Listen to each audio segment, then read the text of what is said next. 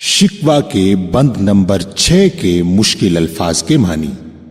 मार्का आरा, मैदान जंग में अपनी बहादुरी के झंडे गाड़ने वाले। कलीसा, ईसाई मजहब की इबादत गाह। जचना, मुनासिब या अच्छा लगना।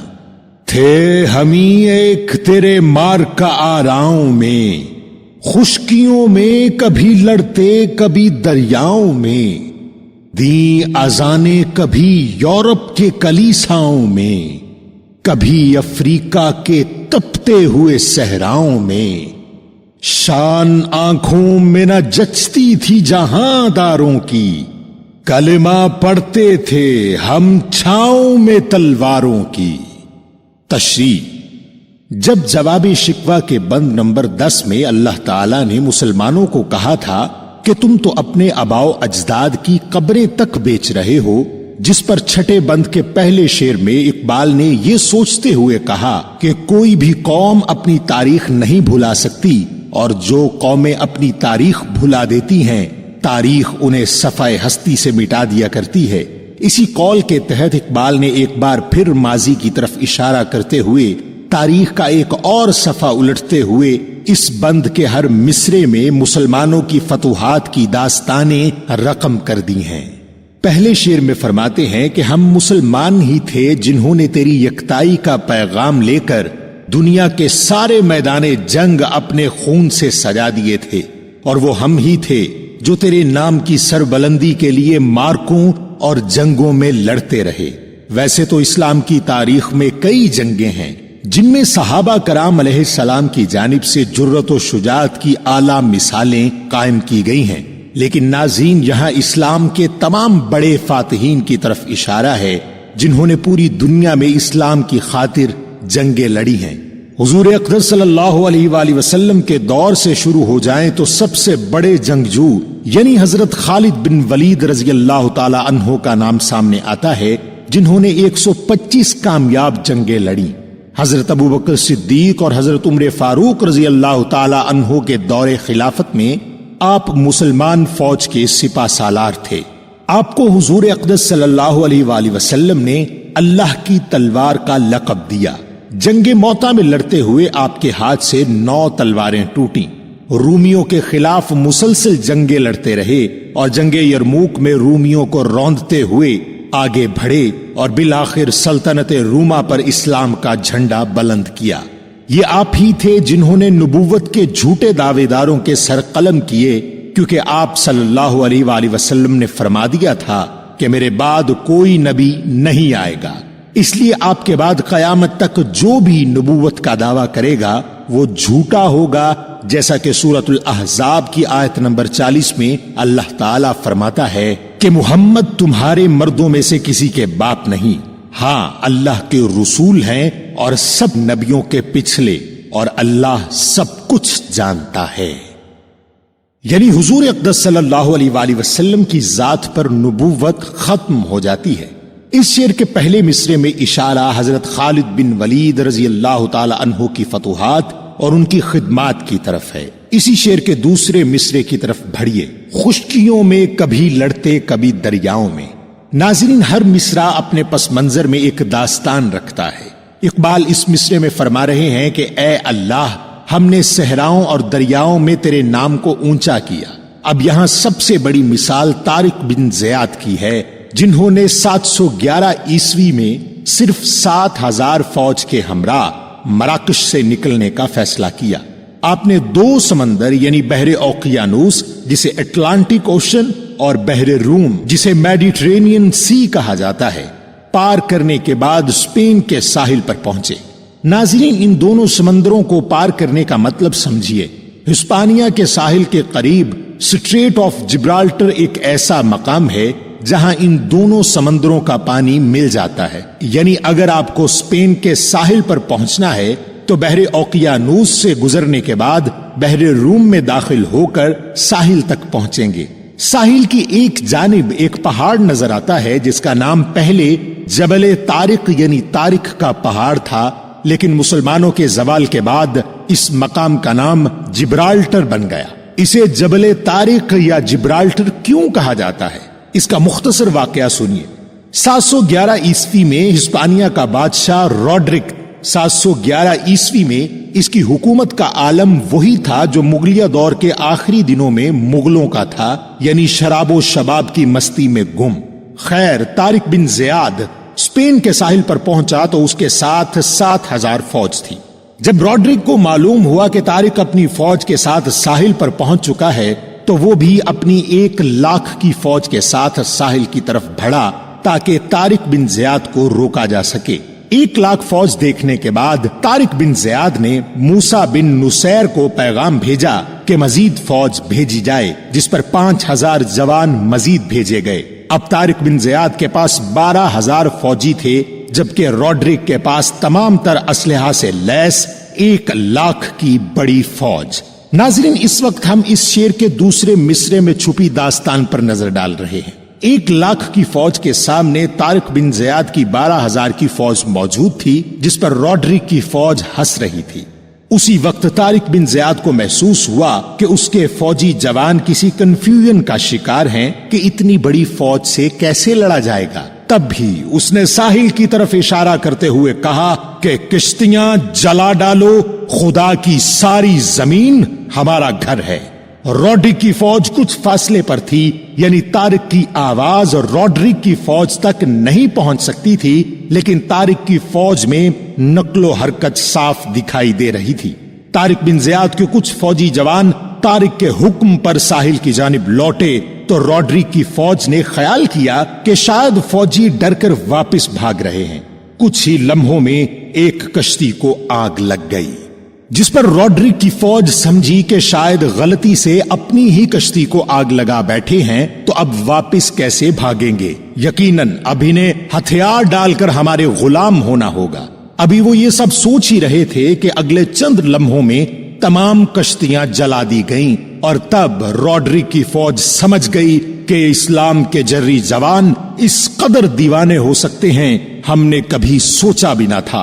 तब ही तारिक बिन ज़ियाद ने अपनी फौज के सामने हाथ बुलंद किया और तारीखी जुमले कहे जो हमेशा के लिए महफूज हो गए। इस्लाम का नाम बुलंद करने वालों, अब तुम्हारे पास फरार का कोई रास्ता नहीं है। आगे दुश्मन है और पीछे समंदर। एक ही रास्ता है और वो ये कि तुम्हारे सामने खड़ी फौज तुम्हारे हाथों तबाह होने को तैयार है। आगे बढ़ो और 1,00,000 की फौज को सफाए हस्ती से मिटा दो। मैं हमला करूं तो मेरे साथ हमला करो, तुम मुझे सबसे पहली सफ में पाओगे। और यूं तारिक बिन ज़ियाद की 12,000 की फौज ने रॉड्रिक की 1,00,000 की फौज को खसो खाशाक की तरह हवा में उड़ा दिया। और कुछ ही अरसे में कुर्तबा को फतह कर लेने के बाद पूरे स्पेन पर अल्लाह की तौहीद और इस्लाम का झंडा बुलंद हो चुका था। यह है इस मिसरे का पस मंजर। और अब पूरा शेर पढ़िए, जिसमें खालिद बिन वलीद से लेकर तारिक बिन ज़ियाद तक की दास्तान छुपी है। थे हम ही एक तेरे मार्का आराओं में, खुशकियों में कभी लड़ते कभी दरियाओं में। अब इसी बंद के दूसरे शेर को मुलाहिजा फरमाएं, जिसमें पहले शेर की तरह मुसलमानों की शुजाअत से भरपूर दास्तानें छुपी हुई हैं। दी अजाने कभी यूरोप के कलीसाओं में, कभी अफ्रीका के तपते हुए सहराओं में। पहले मिसरे में यूरोप के जिस कलीसा यानी गिरजा घर का जिक्र है वो हैगिया सोफिया चर्च या आया सोफिया चर्च है। नाजरीन, इस कलीसा की तारीख जानते वक्त दिए गए शेर का पहला मिसरा अपने जहन में रखिए। आया सूफिया के मानी Holi wisdom of the God के हैं। ये एक गिरजाघर था जो बाज़ंतीनी सल्तनत के मातहत था। ये गिरजाघर ऑर्थोडॉक्स मसीही ग्रुप का था। याद रहे कि क्रिश्चियन मजहब में 3 बड़े ग्रुप हैं, जिनमें ऑर्थोडॉक्स, कैथोलिक और प्रोटेस्टेंट शामिल हैं। इस गिरजाघर की तामीर 537 बाद मसीह में बादशाह जस्टिनियन I ने की, जिसने मशरकी सल्तनत रोमा पर 527 ईस्वी से 565 ईस्वी तक हुकूमत की। ये कलीसा 1204 से 1261 ईस्वी तक मशरकी ऑर्थोडॉक्स के मानने वालों का चर्च रहा, जहां कुस्तुनतुनिया यानी कॉन्स्टेंटिनोपल के तमाम बड़े पेशवा बैठा करते थे। बाद में चौथे सलीबियों ने लातीनी सल्तनत के मातहत इस चर्च को कैथोलिक चर्च में तब्दील कर दिया। قصہ مختصر یہ کہ یہ کلیسا عیسائی مذہب کا گڑھ کہا جائے تو غلط نہ ہوگا۔ اس شعر کی تشریح میں اس کلیسا کی تاریخ بتانا اس لیے ضروری ہے کہ اگر اقبال رحمت اللہ علیہ اپنے شکوہ میں اللہ کے سامنے یورپ کے کسی کلیسا کا ذکر کر رہے ہیں تو وہ کون سا کلیسا ہے اور اس کی اہمیت کیا ہے؟ حضور اقدس صلی اللہ علیہ وآلہ وسلم نے اپنی زندگی میں بشارت دی تھی کہ جو بھی قسطنطنیہ پر حملہ آور ہونے والے لشکر کا حصہ ہوگا وہ جنت کا حقدار ٹھہرے گا، جس کے بعد مسلمانوں میں شہر قسطنطنیہ کو فتح کرنے کی لگن لگ چکی تھی۔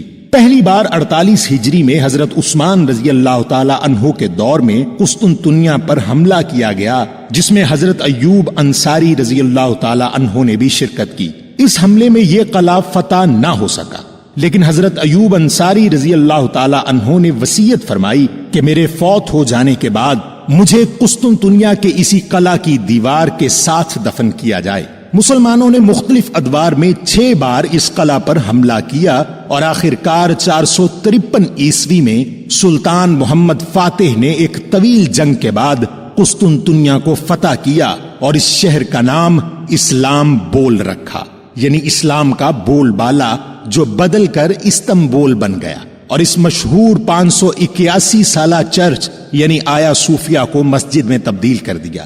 اس چرچ میں اللہ اور اس کے رسول صلی اللہ علیہ وآلہ وسلم کی صدائیں گونجنے لگی۔ اقبال نے اس بسرے میں شکوہ کیا ہے کہ ایک طویل عرصے تک عیسائیوں کے گڑھ رہنے والے مرکز کو ہم مسلمانوں نے ایک طویل جنگ کر کے فتح کیا اور تیرا نام بلند کیا۔ اس شعر کے اگلے مصرے کو ملاحظہ فرمائیے، کبھی افریقہ کے تپتے ہوئے صحراؤں میں۔ اس مصرے میں حضرت علامہ محمد اقبال نے حضرت عقبہ بن نافع کی فتوحات کا ذکر کیا ہے، جنہوں نے اپنی تمام زندگی دین اسلام کی سربلندی کے لیے وقف کر دی۔ آپ رضی اللہ تعالی عنہ نے مصر کے گرم صحراؤں سے لے کر افریقہ کے تپتے صحراؤں تک اللہ کی توحید کا پرچار کیا اور اسی کی آذانیں دیں۔ آپ کی فتوحات کا سلسلہ جاری رہا اور 670 عیسوی میں آپ مراکش کو فتح کر لینے کے بعد بحر اوقیانوس کے ساحل تک جا پہنچے، جہاں آپ نے اپنا گھوڑا سمندر کی جانب بھگایا، لیکن سمندر کی موجوں نے آگے نہ بڑھنے دیا، جس پر آپ نے جو الفاظ کہے وہ ہمیشہ تاریخ کا حصہ بن گئے۔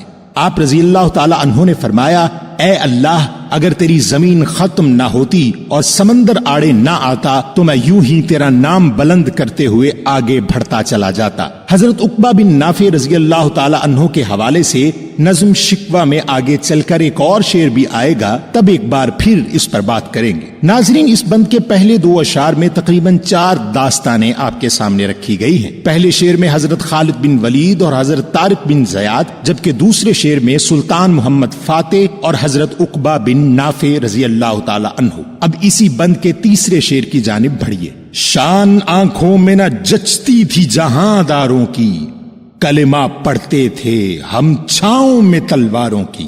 اس شعر میں ڈاکٹر علامہ محمد اقبال نے پچھلے 2 اشعار کو بنیاد بناتے ہوئے اللہ سے شکوہ کیا ہے کہ ہمارے لیے اس دنیا کی زندگی بے وقت ہو گئی تھی، اور اس جہان میں حکومت کرنے والے بڑے بڑے حکمران یعنی سلطنت روم اور سلطنت ایران کے بادشاہ بھی تیری شان کے سامنے کچھ نہ رہے۔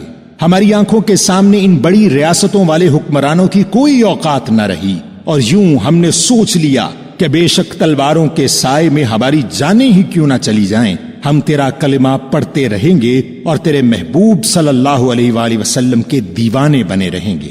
ناظرین، آج کے نئے دور میں بہت سے لوگوں کے ذہنوں میں یہ سوال اٹھتے ہیں کہ مسلمانوں کو کیا مصیبت پڑی تھی کہ وہ دوسرے مذاہب پر حملہ آور ہو کر انہیں بھی مصیبت میں ڈالتے تھے اور خود بھی مصیبت میں پڑتے تھے۔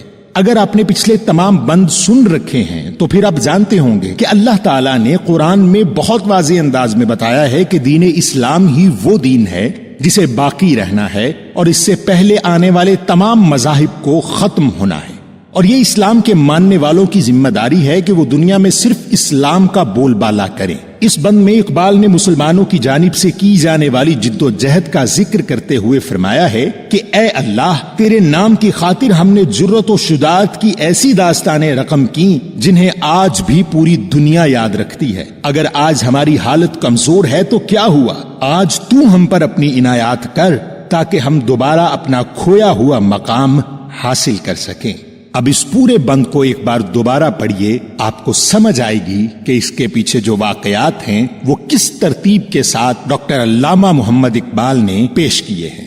تھے ہم ہی ایک تیرے مارکہ آراؤں میں، خشکیوں میں کبھی لڑتے کبھی دریاؤں میں، دی اذانیں کبھی یورپ کے کلیساؤں میں، کبھی افریقہ کے تپتے ہوئے صحراؤں میں، شان آنکھوں میں نہ جچتی تھی جہانداروں کی، کلمہ پڑھتے تھے ہم چھاؤں میں تلواروں کی۔ جواب شکوہ کے بند نمبر 19 کے مشکل الفاظ کے معنی: رگ باطل، اللہ کے نہ ماننے والے، نشتر، جراحت میں پھوڑے پر چیرا دینے والا نوکدار آلہ، آئینہ ہستی، انسان کا کردار جس میں اس کی جھلک نظر آئے، جوہر، یہاں اس سے مراد ہیرا یا موتی نہیں بلکہ سیکل ہے، اور سیکل سے مراد وہ چمک دھمک ہے جس کے بغیر آئینہ بیکار ہوتا ہے۔ قوت بازو، اپنی ذاتی طاقت، ازبر، زبانی یاد ہونا، پسر، بیٹا، قابل میراث پدر یعنی اپنے باپ کی وراثت کے قابل ہونا۔ ہر مسلمان رگ باطل کے لیے نشتر تھا، اس کے آئینہ ہستی میں عمل جوہر تھا، جو بھروسہ تھا اسے قوت بازو پر تھا۔ ہے تمہیں موت کا ڈر، اس کو خدا کا ڈر تھا، باپ کا علم نہ بیٹے کو اگر ازبر ہو، پھر پسر قابل میراث پدر کیوں کر ہو۔ تشریح: ناظرین اس بند کے پہلے شعر کو ملاحظہ فرمائیے۔ ہر مسلمان رگ باطل کے لیے نشتر تھا، اس کے آئینہ ہستی میں عمل جوہر تھا۔ ڈاکٹر علامہ محمد اقبال نے شکوہ کے بند نمبر 6 میں کیے گئے شکوے کا بڑے احسن انداز میں جواب دیا ہے۔ جیسا کہ آپ جان چکے ہیں کہ شکوہ کے بند نمبر 6 میں ماضی کے فاتحین کا ذکر ہے اور بتایا گیا ہے کہ کیسے ان مسلمانوں نے اللہ کے نام کو بلند کرنے کے لیے اپنی جانیں داؤ پر لگائے رکھیں۔ اسی بند کا جواب اللہ تعالیٰ نے جواب شکوہ کے بند نمبر 19 میں دیا ہے۔ فرماتے ہیں کہ اس میں کوئی شک نہیں، جن مسلمانوں کی بات تم کر رہے ہو وہ واقعی میرے نام کی خاطر اپنی جانیں قربان کرنے والے، لیکن اس جرت و بے باکی کے پیچھے کچھ وجوہات تھیں۔ جن مسلمانوں کے واقعات تم بتا رہے ہو، کیا تم نے ان کے جینے کے انداز پر غور کیا ہے؟ پہلے شعر میں فرماتے ہیں کہ اگر باطل یعنی وہ قوت جو اللہ اور اس کے احکامات کے خلاف ہے اسے ایک ناسور یعنی پھوڑا سمجھ لیا جائے تو مسلمان اس پھوڑے کے لیے نشتر کا کام کرتے تھے۔ وہ مسلمان ایسے تھے جنہوں نے ٹھان لی تھی کہ خطہ زمین سے ایسے تمام عناصر کو کسی فاسد مادے کی طرح نکال پھینکا جائے گا جو اللہ کی زمین پر قدرت کے قوانین کو ماننے سے انکاری ہے۔ ناظرین اس بات کو ہمیشہ ذہن میں رکھیے کہ حضور اقدس صلی اللہ علیہ وآلہ وسلم کے اس دنیا میں تشریف لانے کے بعد تمام مذاہب منسوخ کر دیے گئے تھے، اس لیے اللہ تعالیٰ نے روز آخرت تک ایک مذہب کو سچا ثابت رکھنا تھا اور وہ ہے اسلام۔ اقبال اس شعر میں یہ بات باور کرانا چاہ رہے ہیں کہ اگر وہی مسلمان آج بھی ہوتے تو دنیا میں مسلمانوں کی یہ حالت نہ ہوتی۔ علمی، معاشی، معاشرتی، سیاسی اور جنگی اعتبار سے مسلمان زوال کا شکار ہیں، اور اس کی وجہ اہل باطل نہیں بلکہ ہم خود ہیں۔ پھر اسی شعر کے دوسرے مصرے کو ملاحظہ فرمائیے جس میں انہی اہل حق کی خصوصیات کا تذکرہ کرتے ہوئے فرما رہے ہیں کہ وہ مسلمان تمہاری طرح ہاتھ پر ہاتھ رکھے بیٹھنے والے نہ تھے۔ تم خود حضرت خالد بن ولید رضی اللہ تعالی عنہ کی مثال دے رہے ہو جنہوں نے 125 کامیاب جنگیں لڑی تھیں۔ کیا آج کا مسلمان اپنی زندگی میں یہ کارنامہ سر انجام دے سکتا ہے؟ اس کے بعد اگلی مثال طارق بن زیاد کی جو 2 سمندر پار کر کے اسپین کے ساحل تک پہنچ گیا تھا۔ کیا تم ایسا سوچ بھی سکتے ہو؟ اس وقت کے مسلمان کو ہر وقت سرگرم عمل رہنا پسند تھا۔ کیا تمہیں یاد نہیں کہ قسطنطنیہ کو فتح کرنے کے لیے تمہارے اسلاف نے مختلف اوقات میں 6 بار چڑھائی کی؟ کیا یہ ان کی جد و جہد کی نشانی نہیں؟ اور بے شک انہوں نے 7ویں بار قسطنطنیہ فتح کر کے وہاں کے سب سے بڑے کلیسا آیا صوفیہ میں اذانیں دیں، لیکن یہ بات کرنے کے بعد رک کیوں گئے؟ یعنی 478 سال اس کلیسا میں اذانیں ہوتی رہیں، لیکن پھر 1935 میں وہ کلیسا ایک میوزیم بنا دیا گیا اور وہاں اذانوں کی بلند آوازیں بند ہو گئیں۔